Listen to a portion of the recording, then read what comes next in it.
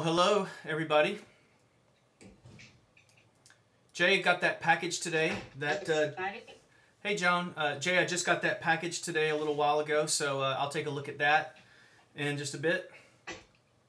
Wonderful. And I sent you an email. So I saw that you're scheduled for in November. I think you scheduled for today too, but I guess we missed each other. That's okay. Scotty, what I'd like to do, if you're up for it, is have you come. We'll talk about it later. Hi, Joan. Hi, Daryl. I'd like to do a presentation talking about the iPhone and the iPad to our Rotary team. Yeah, I'd be happy to.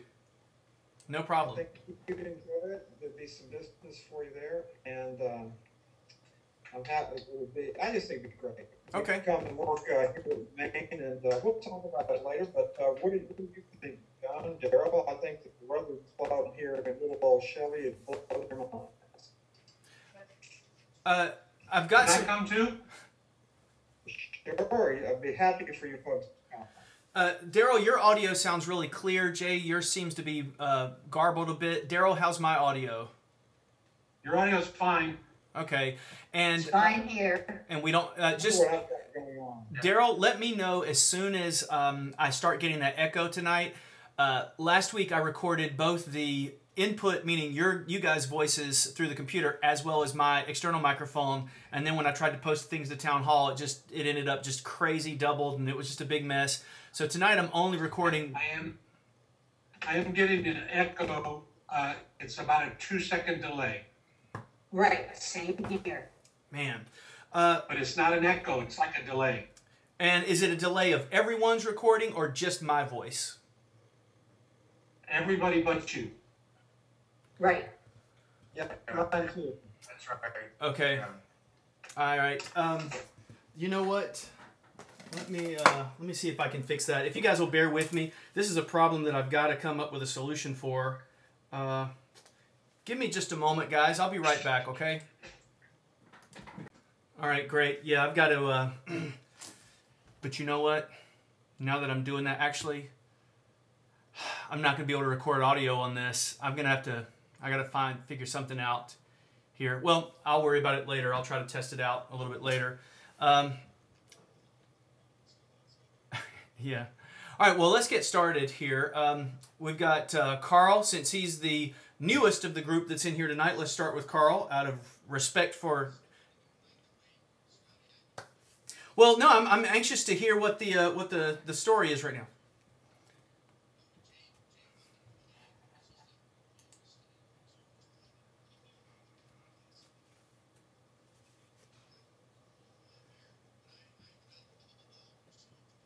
Okay, well, we'll go to Jay first then. Jay, what you got this evening?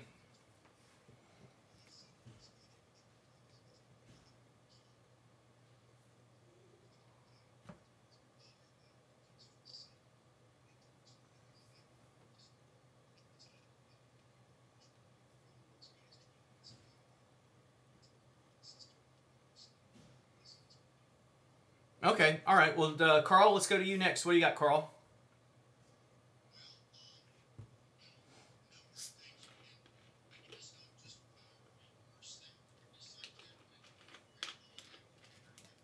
Yeah, okay.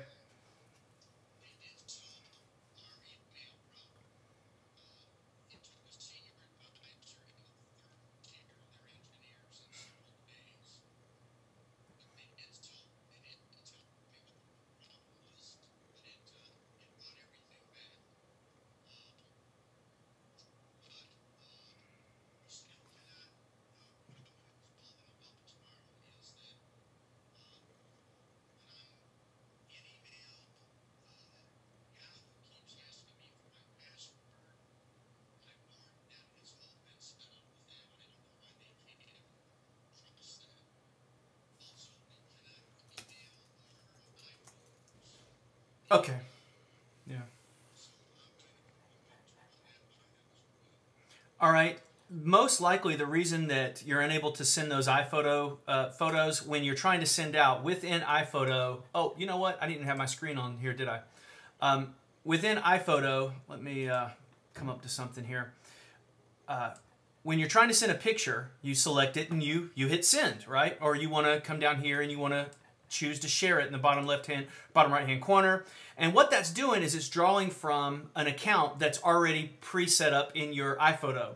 But the account doesn't exactly sync with any changes that you make within Mail. So it only syncs the very first time you set the account up and then never again. So if you change your password on another email account, nobody tells iPhoto. So the way to solve that is within iPhoto, and I'm assuming you have a fairly recent version of iPhoto, under iPhoto Preferences, if my computer will cooperate with me, iPhoto in the top left-hand corner, select Preferences, you're going to see Accounts. And I'm running really slow here tonight. I've got a lot of stuff open. Let's see. All right. Carl, can you see my screen where it says, where I've got this little control panel up? Okay. Under Accounts here, select Accounts. This is what you want to do. Delete, so select that account. You're going to see on the left-hand side, you're going to see maybe 1 or 2 or 3 accounts. You're going to select each one of those and just get rid of them. So you can see right here, I have an email account whose password is not saved right now. So I don't have the password set. If I tried to send out an email and I sent it through this sales@mac.com, it wouldn't go. Now, besides the fact that this is a test computer that I'm using right now, and so I haven't gone in and looked at everything, but this is actually an old Mobile Me account. So that may actually apply to you if you're talking about an iCloud account. If it was an @mac.com prior to, say, last year, Apple made a big initiative for everybody to change over from the Mobile Me server to the iCloud server. And when you made that change, this outgoing mail server right here ceased to exist, and now they're using a longer outgoing server address. Yeah, so just if you see that, I'm glad you're already familiar with that. So if you see that smtp.me or .mac, that doesn't work anymore. So what you'll need to do is select it, hit the minus button. It will remove that account, not from your email address, but specifically from iPhoto. Then you go in and re-add it again, and you can add it in one of many different ways. All right, that's going to take care of the iPhoto sending out pictures. And back to Apple's mail program, I'm going to try to quit some things here. This computer is running super slow this evening. I thought I'd be slick and have everything opened up, but I think I'm only using 2 gigs of RAM on this computer, so things are slow. Let me say goodbye to iPhoto, and hopefully won't come back to it. But the same thing is true with Mail. In Mail's Preferences, you're going to go to Open Up Mail. Under the word Mail, select Preferences. Then you're going to select Accounts. And over on the left-hand side, you'll see your Yahoo account is probably set up. And then there's going to be an area for you to fill in the password. I'll see if I can get there myself real quick.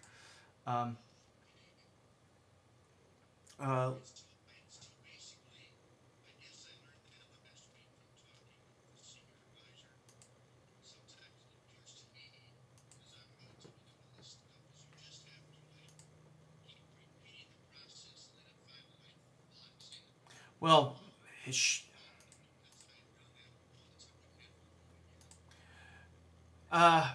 it should work the first time. So if it's not working the second or third time, they probably walked you over here to the Preferences area. You selected Accounts, and then with your Yahoo account selected, you put in the password. Now, a place that's sort of a slippery slope, and I don't want to spend too much time on this, but it's relevant to everybody. And I've actually seen this at least once this week, maybe twice this week, which is kind of odd. But if a characteristic of you put your password into your email account here, and then you quit Mail and you restart Mail, and the password doesn't take. And you're thinking, I put it in, that's weird. And you go back and you put it in again, and it works for a while. You quit Mail, you restart Mail, and it's gone again. The password's gone. If that's the case, what I have found to be the problem is Keychain. And Keychain is a dangerous thing to talk about because it's really confusing to a lot of people. But you have a program, and I'm just going to talk real in very large, just overarching terms here. You have a program on your computer called Keychain. And Keychain holds all of your passwords. So it's got the password, for instance, here for a Gmail account that I've got, and it's got a password for my @mac.com, and it's got a password for my Twitter account. So what could happen here is it could be possible that the entry in your keychain is corrupt, damaged, something's wrong with it. So if you selected that and then hit delete, it would say, are you sure you want to delete this @mac.com keychain entry? And you'd say yes. Then you go back to mail and add it again, and the second time you add it, it should take. That's one thing that could be happening. So hopefully you won't have to get your hands dirty with that, but it's possible. It's something to be aware of. All right.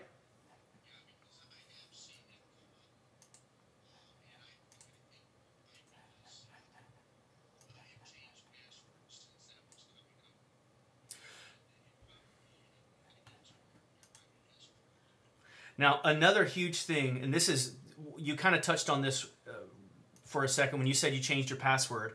I deal with this all the time. Prior to Mountain Lion, and it may have started in Lion, but I think it started in Mountain Lion, oftentimes, for one reason or another, clients that I work with, would find their way to system preferences and users and groups. And they would decide to change their password for their computer, their user's password. So they would come over into this area and select change password, and they'd put their old one, put their new one in, and they would change the password.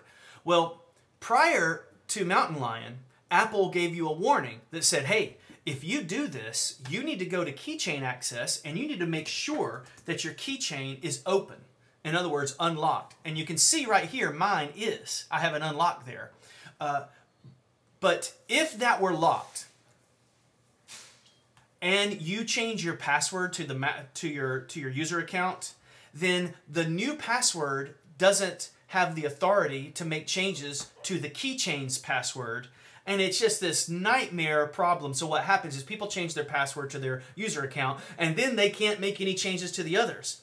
If that's the case, then oftentimes it's best just to start with a new keychain, and I won't go down that road right now on how to do that, but that is a very high potential problem to happen sometimes. All right.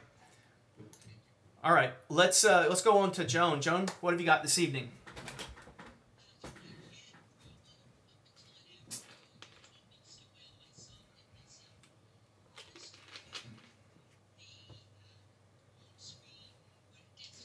Yeah. Yeah.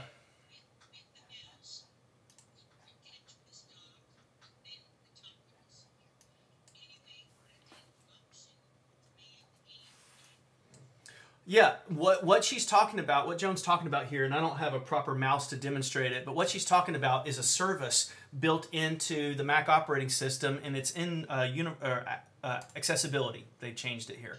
And in accessibility, there's a feature called Zoom, where a person who has a sight impairment has the ability to bring the screen up very, very large, almost like a gigantic magnifying glass. And I see all the time people accidentally trigger this through a key command that they didn't even realize that they hit, and then all of a sudden the screen is gigantic and they can't get anywhere. I mean, I have to deal with that all the time. So you were lucky, I mean, not lucky, you were skillful, Joan, and you found the ability to kind of go back in and turn that off. If you would want more... Go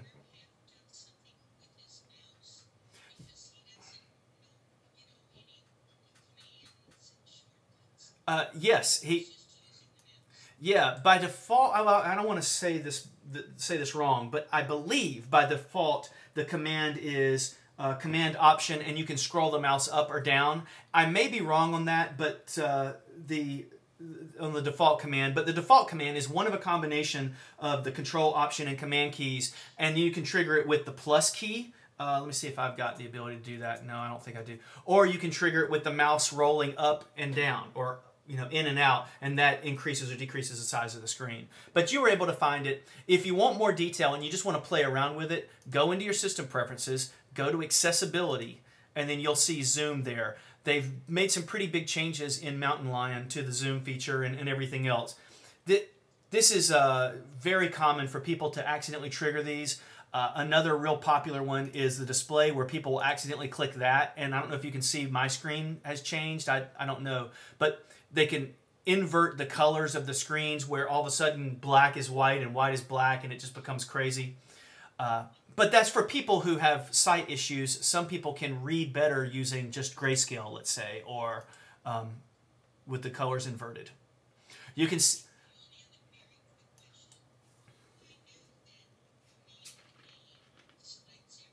Yes? Okay. All right. It's the same in almost every program, so we'll use iPhoto as an example. iTunes as an example. Before we hit that, I want to point out one more thing that's helpful to us. I have crossed the boundary in my life. I'm not proud, but I have crossed into the realm of I am now one of the population who has to increase the size of their cursor so that I can see the cursor better. So I'm now that person that I used to make fun of in the back of my mind when I went over to other people's homes and businesses. I'm thinking, why do they have their cursor so big?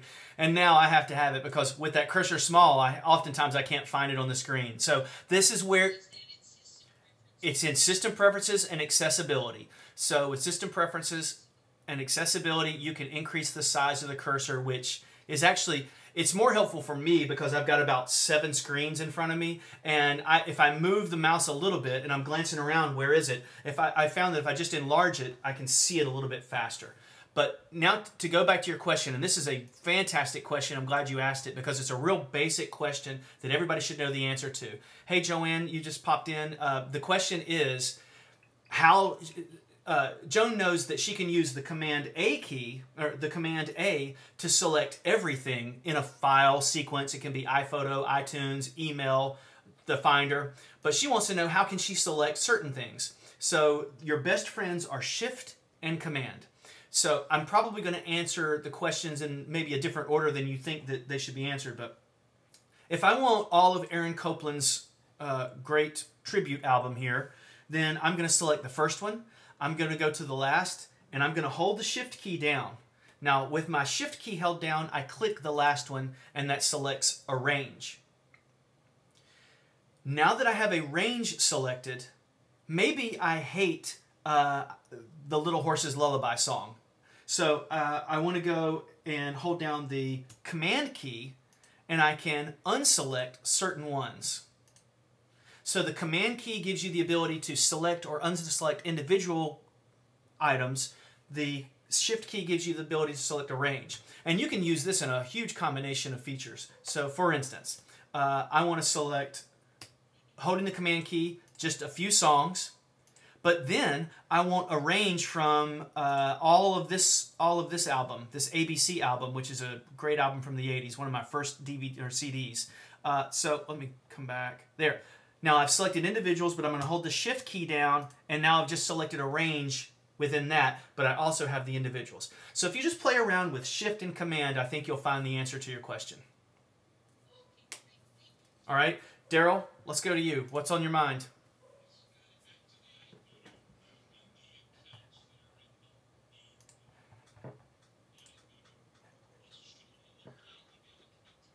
Only the ones that you want to send out from iPhoto. So if, like with your business account, you never have the inkling to send out a photo from that, then there's no need for that to be in there. But it is another good time to point out that if you make changes to the password in Apple's mail program, they do not reflect over here in iPhoto. So, yeah. But no, the answer to that is no, you don't have to. You might have a junk mail email account. You don't need to set it up. Okay, you got another, Daryl? That was pretty short. What else?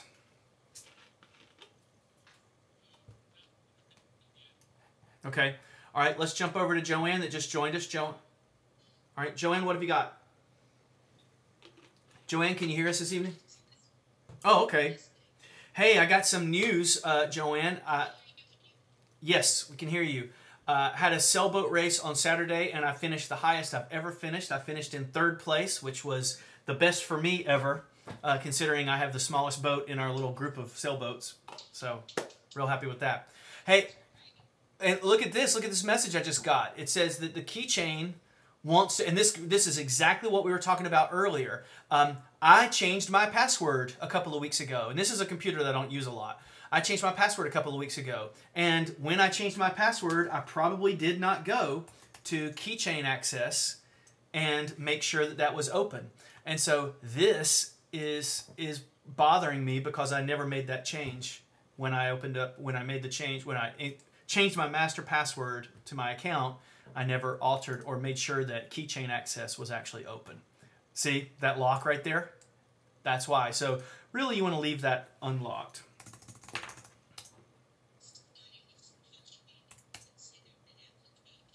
Yes, it is, and you can find keychain one of two ways, and I suggest that if you don't know what you're doing, leave keychain alone, honestly. But you know, if you just want to kind of dig around and look in there, you can.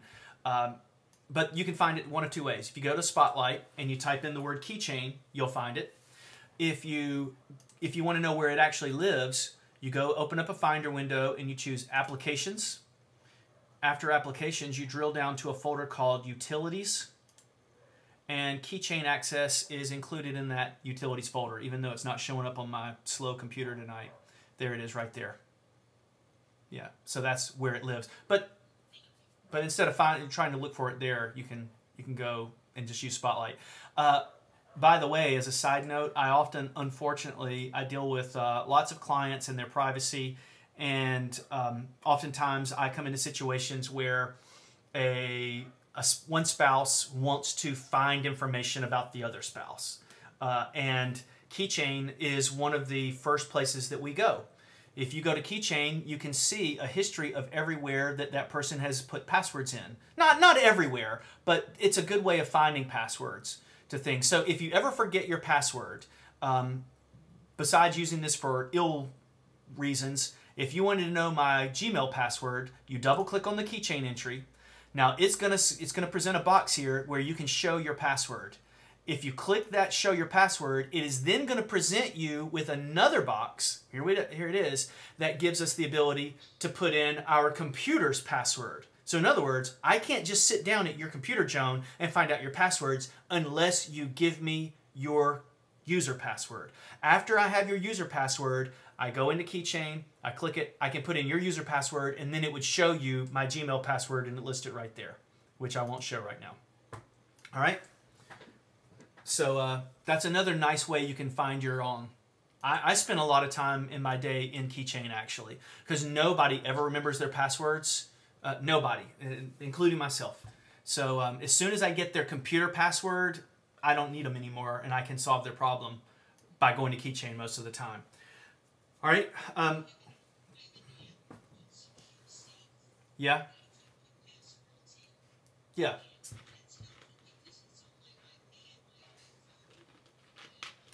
Does it sync pretty well? Daryl, do you? Yeah. Yeah, and does it sync? Does it sync well for you? And I know 1Password's in the maybe $40 range. Is that right? Yours is free. Yeah, but the one that Daryl's talking about is. Go ahead, Joan.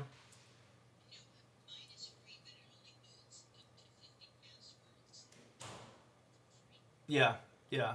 Daryl, what was the pricing on that 1Password?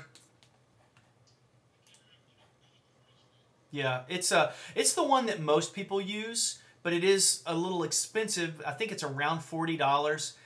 What I'm interested in is what is the price not only on the desktop app, but do you get the iPad 1Password app and the iPhone 1Password app for free, or do you have to pay separately for those? So anyway, now that we've hit everybody, let's just open up. Yeah, $49.99, and I wonder if the iPhone password 1Password is free or not. But the one that he's talking about is 1Password. I used it for a while. I found that it didn't work in my situation, but it was. I have a lot of people that use it. Yeah, $49. It's pretty expensive. All right, well, let's open it up. Just jump in. Anybody that wants to jump in, please do. We've got the presidential debate tonight. Not to start into politics, but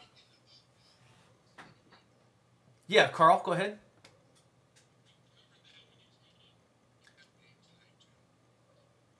Oh, you. Oh, God.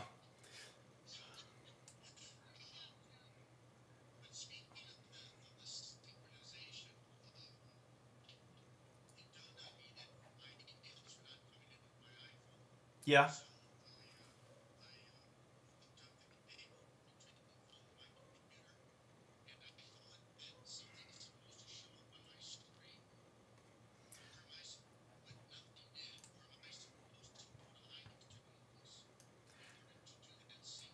Okay, so you have a two-part question here, Carl. Let's take a look at it. When you plug in your phone, and my phone is plugged in right now through a wire to this computer, it should. The next thing you need to do is go to iTunes itself. On the left-hand side, your phone is going to show up. So you select that phone, and this is where most of us make our changes to our devices, including what apps do I want to put on. Maybe I want to take some apps off. Maybe I want to add some music.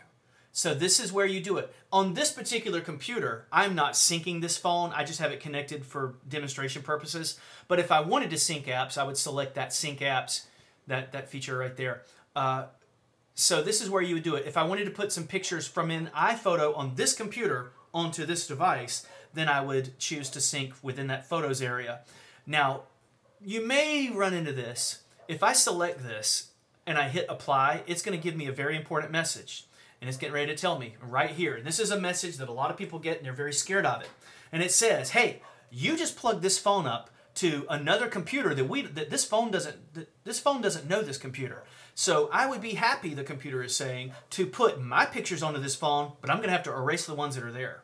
So I don't want to replace the pictures that are on this phone with this computer's pictures because this phone actually syncs to another device. But while we're on that subject, and you had another important question I'm going to try to come back to in a moment.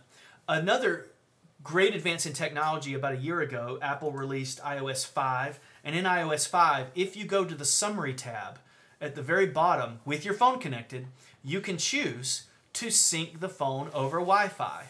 So if you select that button right there, then you no longer have to have the cable to make your changes to your device, but the caveat is your phone does need to be plugged up to a power source. So in other words, this would be nice if you charged your phone on your bedroom, maybe in the table next to your bed or something. If you charge it there, you could plug it up, then come over to the computer in another room and sync it. But normally I charge mine to my computer, so I'm plugging it up anyway. You asked another important question. And that's with email. And we do talk about this almost every week, and it's okay to talk about this every week because it's really important. You mentioned that I think your mindset was, can I get my email to sync by plugging up my phone and syncing the email up that way? Is that kind of what you were thinking in your mind?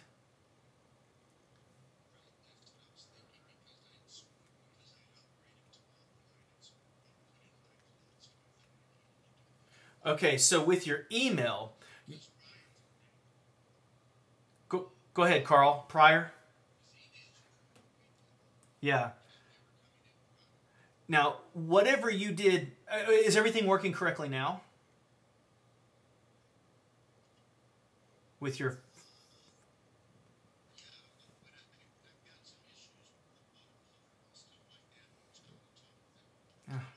Bless your heart. You've had the world's hardest time with it. Yeah. Well, just to kind of go back and touch on what we talked about last week, you should not and do not need to plug your phone up for your email to sync between your phone and your computer. And we talked last week, and I'm sure a couple of weeks ago as well, about the difference between IMAP and POP. An IMAP email, the email does not live on your machine. The email lives up in the cloud, in the server, Apple's servers. And when you go over and you take your phone and you open up the mail application, you're actually, you're opening a window to where your mail really is. And the same is true when you open the stamp mail. You're not really looking at your mail on the computer. You're opening up a window to where the mail is, and the mail is on the server. That is when it comes to an IMAP account. But you had mentioned Yahoo, and Yahoo is not IMAP. Yahoo is POP email. And I've mentioned this before. Yahoo they've done some tricks to make their POP email feel like IMAP, but it is not IMAP email. IMAP email truly syncs 100%, whereas Yahoo Mail and other POP-based like Roadrunner, Bell South, AT&T, they do not. Okay? All right.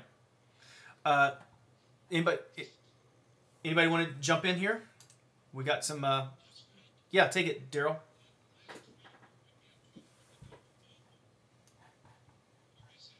Yeah. No, I didn't. I'm behind on my email too. I'm expecting about 10 people to come into this meeting tonight saying, why haven't you answered my email? So I'm a little bit behind on that. Yeah, I spent a lot of time trying to get this vocalization on the town hall lined up right, and it didn't work out. But no, I haven't looked into that again yet.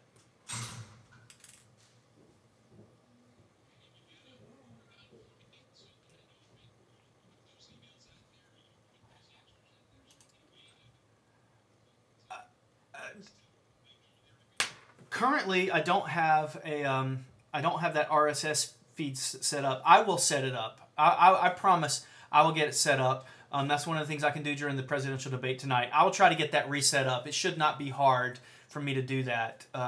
So I'll try to re-implement that. And I really appreciate you subscribing to the answers. But no, the answer is no. I don't think you can currently without that RSS feed. And that's... I don't think so. No. Sorry. Sorry, you have to visit my site. All right, so what else was...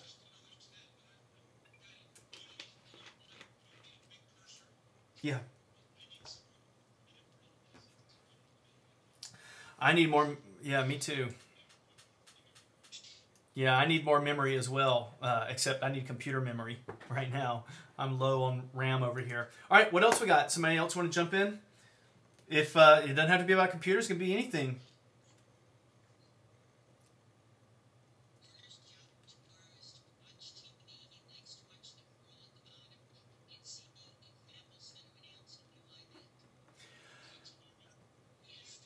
Yeah, I'm glad you brought that up. Yeah, I'm glad you brought that up, Joan. There are a lot of strong rumors here in the last week or so after we talked yesterday, where stronger rumors saying that they may refresh those iMacs.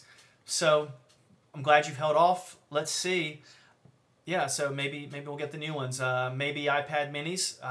I think with the iPad mini, and I'd love to hear what you guys think. It's all going to be price point to me.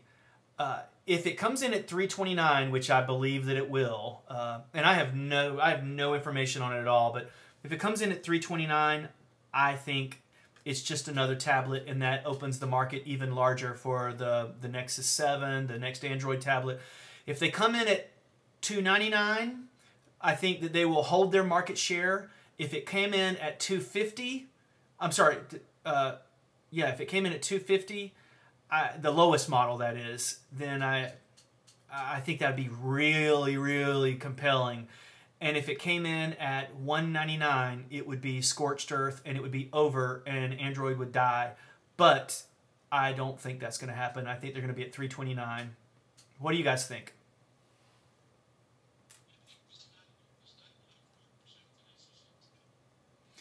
Well, they always, you always... Well, go ahead. Joan?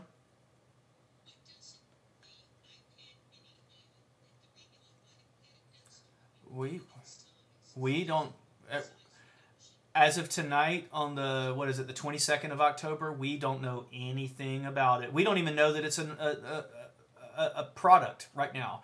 Apple has not in any way stated that this is a true product. It's just the rumors have been gigantic enough that people assume it.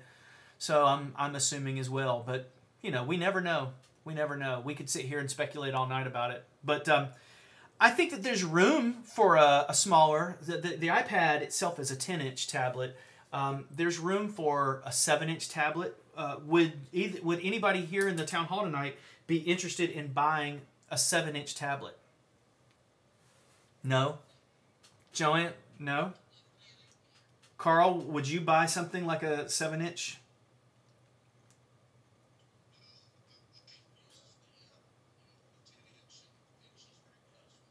Now, what if it were $199?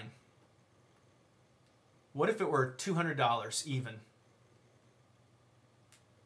No? Yeah, I'm not going to pay $3.29 for it myself, but $1.99, I'd go out the next day and get one for sure. Anybody have the iPhone 5? You got it, Daryl? And what? Yeah.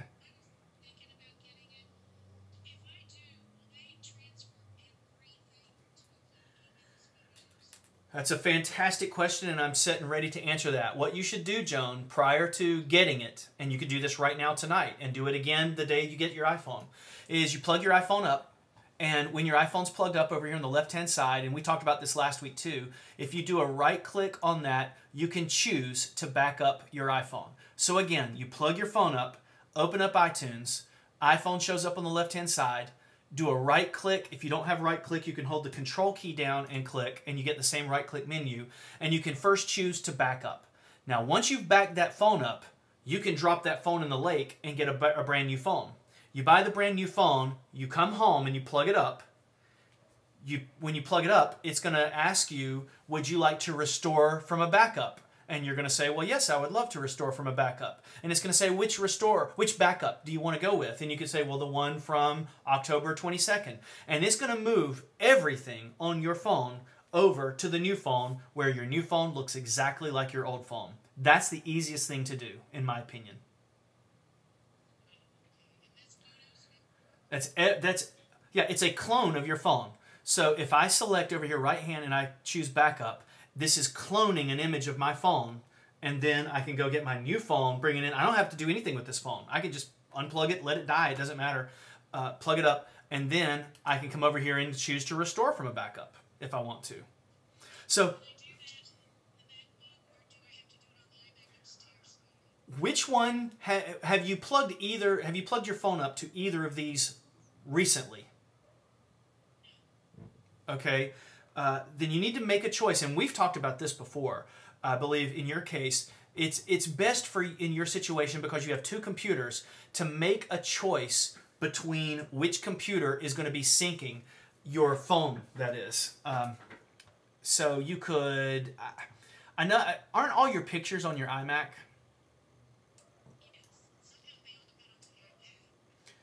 Through PhotoStream, possibly, or you plugged your iPad up to that computer, and then you went in here to Photos, exactly where I'm looking right now, and you selected to sync photos. Yeah. Well, go ahead and plug that up. Plug your phone up to the iMac, and it will tell you. It'll say, "Hey, you've not backed up here before," or it may start backing up instantly for you. So, just and then with your new phone, plug it up, right click, and restore. I get my iPhone tomorrow, and I will come over and select. I'll do the exact same thing I just said. I'll just plug it up and restore it from this computer's backup. Which brings the point, which I kind of belabor this point a lot, but in settings, under iCloud on your phone, all the way at the bottom, you have storage and backup. And if you choose to turn the iCloud backup on, Joanne, you could do this, what you're talking about. You could restore from the backup that is living in the cloud versus the backup that is living locally on your computer. I won't go off on it like I've done in the past, but I don't suggest, personally, this is me, I don't suggest using iCloud backup for several reasons. Number one, this is a 16 gig iPhone right now. If I want to use iCloud as a backup, I'm going to have to pay Apple more money because they only give me 5 gigs. Secondly, I don't need to back up everything on this phone. This is a 32 gig. Huh. I didn't know. I always get the lowest one. That's why I'm kind of shocked at why is this bigger. I always get the lowest one. I don't know why this would be. Oh, look at that. That's weird. Look at that. Oh, that's my iCloud storage. I always get the lowest capacity iPhone because I don't. Why do you need a larger one? Why do you need to store 10 movies on there? I'm a Netflix guy. I stream Netflix, so I don't need a lot of movies. I don't need every picture I've ever taken in my life on my phone. So for me, getting the shortest, smallest, cheapest one, I'm happy with that. All right.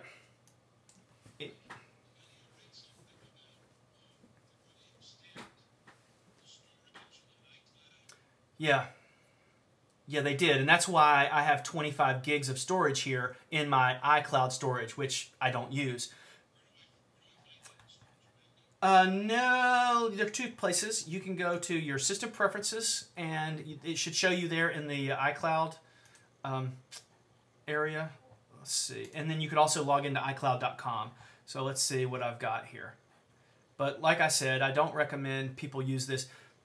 You can turn on documents and data, and that's going to be a nice thing once it's a little bit more widely accepted. You can see here, down here, it's trying to calculate. There, I have 25 gigs. I'm one of those grandfathered in Mac.com or me.com email subscribers. So they gave the people that have me and Mac.com email addresses, they gave us 25 gigs or so of storage space for a while. Yeah. And you know why they did that?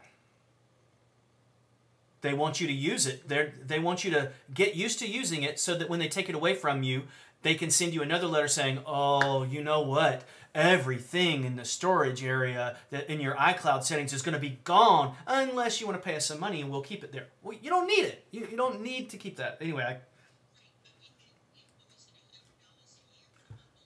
yeah, this is, I don't know what the price plan is on this, but I don't suggest people buy the extra storage space.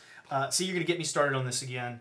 You don't need to back your music up to the cloud. It's already in iCloud. I mean, it's already on your Mac, and Apple has a record of it having been purchased. You don't need to back up your applications. They are always re-downloadable because they were all purchased in the first place. You don't need to back up contacts and calendars because they are already backed up whether or not you select that, that little message there on the phone as turning on iCloud backup. Your contacts and calendars are still backed up regardless of whether you turn that on. I can't hear a good case of why people should use that feature. Unless, Joanne, you had your heart set on going to the AT&T store tomorrow, let's say, you buy your phone, and you want to restore your phone from the cloud while you're in the AT&T store without going and plugging up your computer. But you don't need to do that. Just come home and plug it up, and it's a lot faster anyway. All right?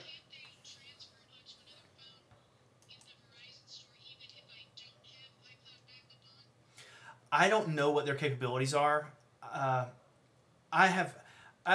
tell you, it would be more thorough, and I doubt it's going to be as thorough as going home and plugging it into iTunes.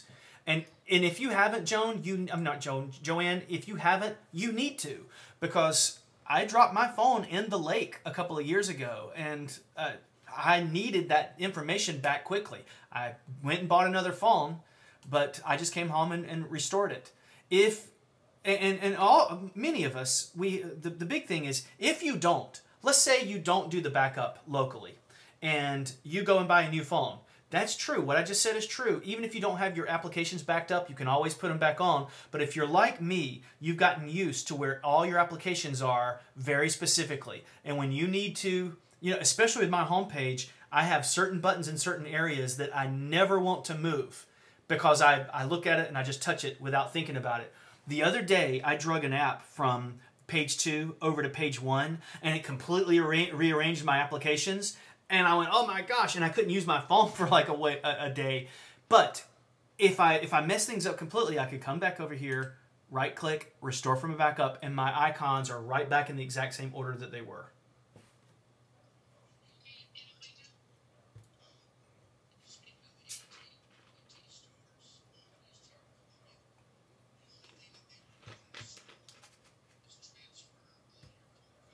Yeah, that sounds familiar. Yeah, I've heard that before. So, Joanne, don't be scared. Do it. All right? All right. Right, if you're on your iPad, not control space, hold the control key down. Like, say, for instance, on your desktop, under Finder. If you have a mouse that has right-click, you can click right-click and you get these menu options. But if you're on a trackpad, There are two different things you can do. You could use 2 fingers and touch the trackpad at the same time, and if you use 2 fingers, you bring the same thing up. If you're having problems with that, then you could hold the control key down and click like you normally click, and you still get the right click. Back in the, me having used a Mac my entire life, that's always been the way right click was, is you held down the control key and you clicked. The Mac has always had that right click. They just never called it right click. And as you all know, their mice never had the right click button, and still to this day, they don't have an area where there's a right click. But you can always tell an old schooler by if they do control click to get their right click features. All right. I'm excited about the presidential race. I'm going to go watch this evening. Being a cord cutter, I go to youtube.com/politics because I don't have ABC and NBC and CBS.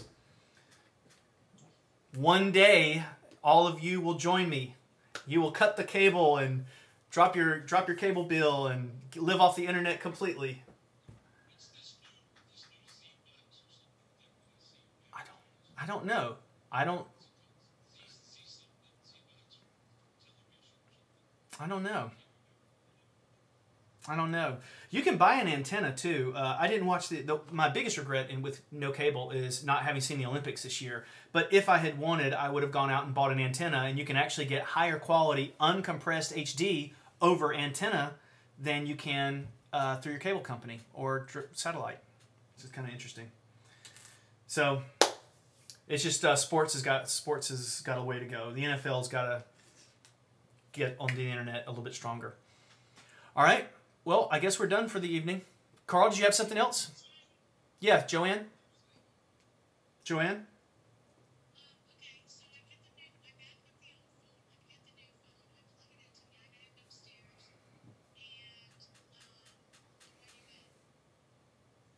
Restore from backup.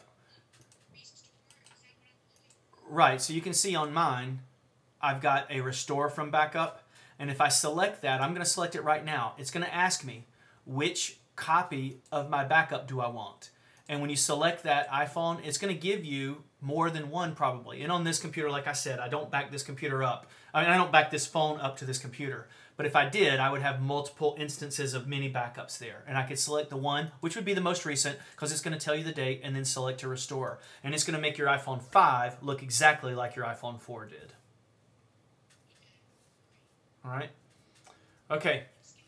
Well, what you're going to be scared of is when you plug your phone up, Joanne, it's going to say, it may say, I'm not definitely saying this, but it's possible that it may say, oh, this phone is synced to a different computer. Would you like to, well, I'll just do it right now. I'll show you.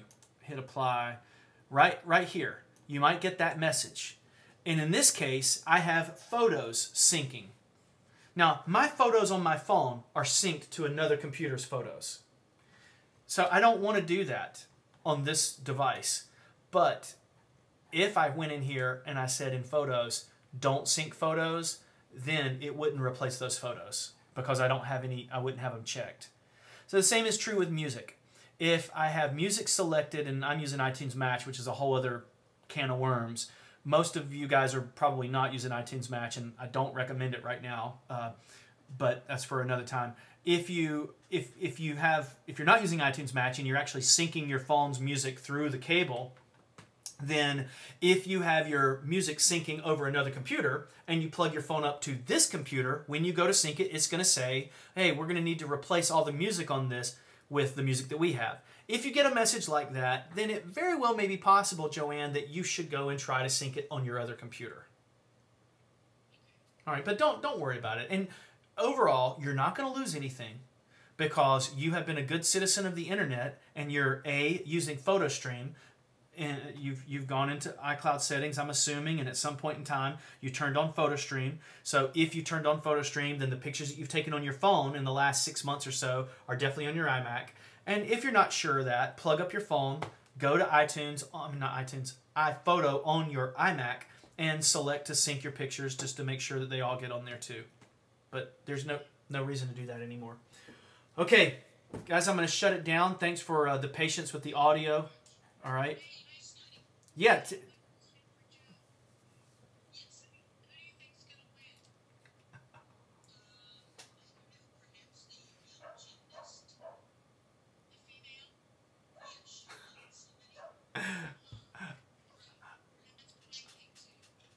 I thought you guys were talking about the presidential race, and you said young gymnast. I was thinking, Ryan? Is he a gymnast?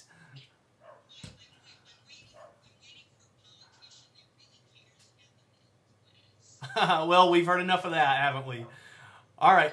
All right. Thank you, guys. Enjoyed the debate tonight. All right.